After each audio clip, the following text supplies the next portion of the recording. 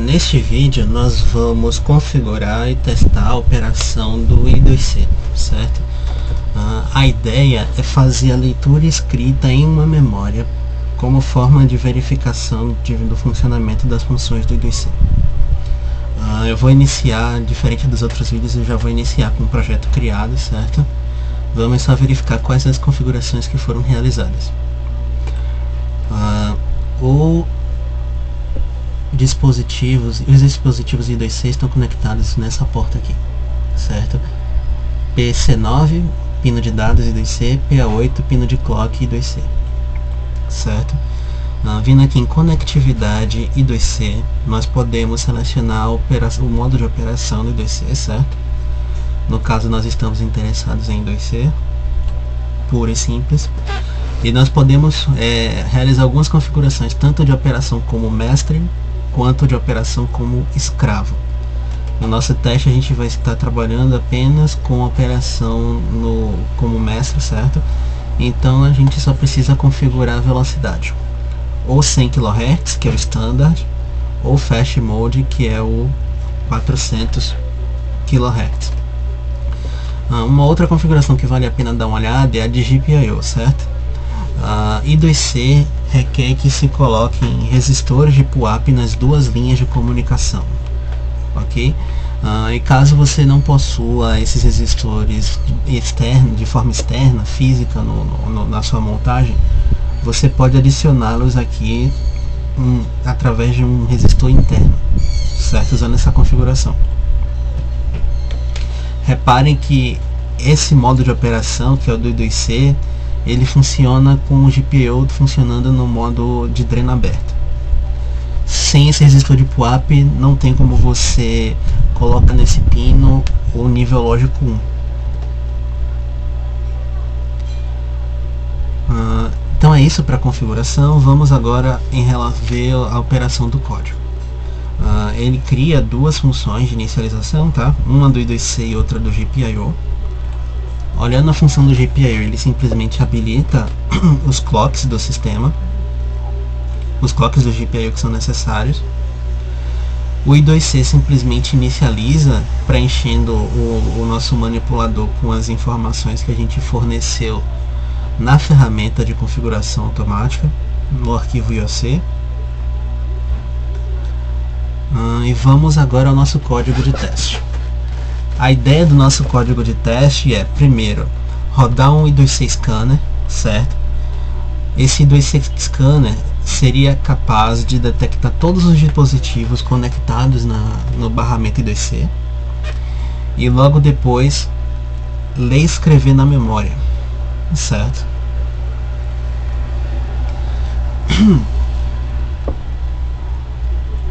As funções do I2C, certo, que permitem trabalhar com o periférico, estão no arquivo I2C.h. Esse arquivo pode ser encontrado em drivers,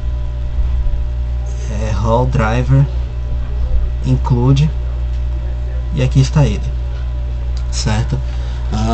Lá podem ser encontradas funções como, por exemplo, master transmit, master receive, que permitem você transmitir e receber de forma bloqueante como mestre da comunicação.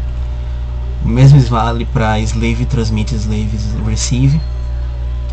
Man write, man read, que são funções específicas para trabalhar com periféricos, que podem funcionar como memórias, tá? Tem funções para trabalhar com transmissão e recepção com interrupções, tá? A exemplo do que acontecia com a UART do vídeo passado. E aqui no final você tem também a função para verificar o estado da operação do I2C, que pode ser útil quando você está trabalhando com interrupções. Quais são os parâmetros de entrada da função para transmissão e de recepção via I2C? O manipulador, como sempre, o endereço I2C, certo, do periférico que você quer acessar.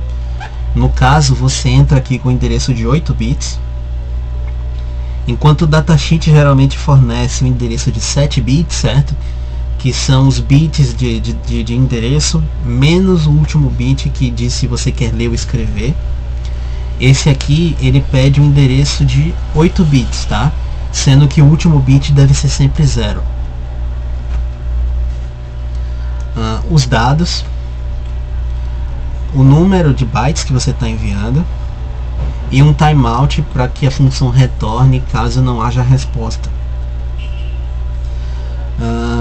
Qual a diferença da transmissão comum para a transmissão própria para a memória?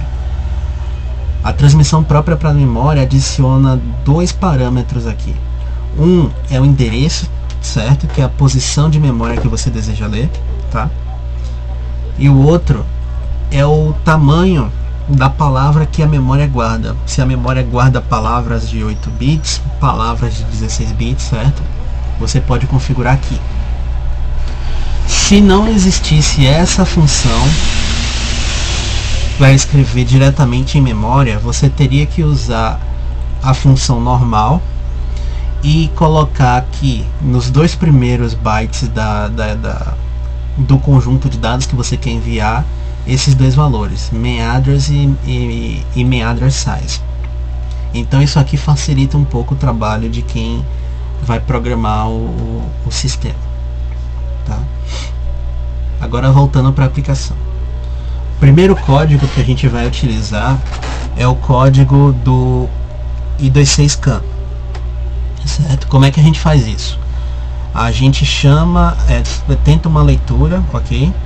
Em um periférico externo, usando uma das funções do I2C. Se a gente obtém erro ao tentar ler esse periférico, quer dizer que ele não está presente. Se a gente obtém um OK, quer dizer que o periférico está presente, tá?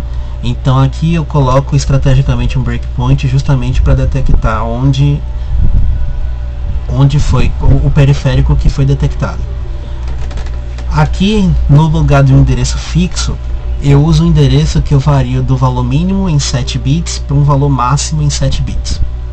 Por que eu estou usando 7 bits em vez de 8? Porque o datasheet nos fornece geralmente o valor de 7 bits do endereço. Então, para entrar com esse valor na função, eu preciso fazer um deslocamento para a direita de uma posição. Isso resolve o meu problema. Então, desse modo, eu escaneio todos os endereços possíveis na rede e detecto aqui quais foram os endereços que estão disponíveis, que estão presentes, tá? Logo depois disso, eu já sei que a memória que eu conectei no barramento, ela possui esse endereço 0x50, tá? Então eu leio dados da memória, especificamente 16 bytes dessa memória. Depois eu escrevo 16 bytes nessa memória e novamente faço a leitura para poder comprovar que o que eu escrevi está lá armazenado, ok? Esse delay aqui de 10 milissegundos ele é necessário depois de uma operação de escrita, porque a memória leva mais ou menos no máximo esse tempo aqui para poder gravar os dados na flash, tá? Na EDOSPROM interna. Então sempre que eu tiver para essa memória realizar uma operação de gravação, eu preciso aguardar 10 milissegundos. Para a operação de escrita, eu não preciso aguardar nenhum tempo até realizar uma próxima operação, tá? Para a operação de leitura. Porém, eu decidi colocar esse delay aqui, de qualquer forma. Certo? O que eu estou escrevendo na memória? Hello World. Vamos ao teste do código.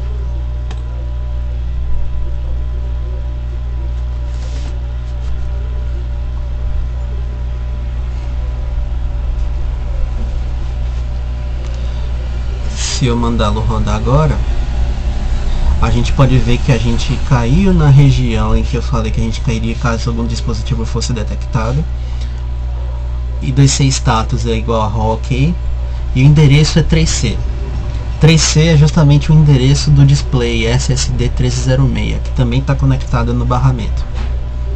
Se eu mandar rodar novamente, ele detecta o endereço 0x50.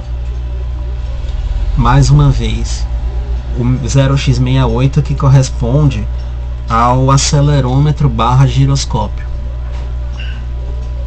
Se eu mandar rodar mais uma vez, pronto, mas nenhum dispositivo adicional foi detectado.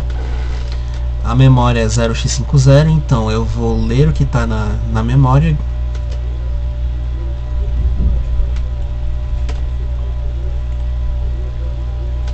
A gente pode ver aqui, através da variável, tem vários números gravados na memória nesse momento. Então, se eu mandar rodar, a gente vai escrever e logo em seguida fazer a leitura. E a gente pode ver que o que a gente recuperou da memória agora é o Hello World que a gente desejava gravar.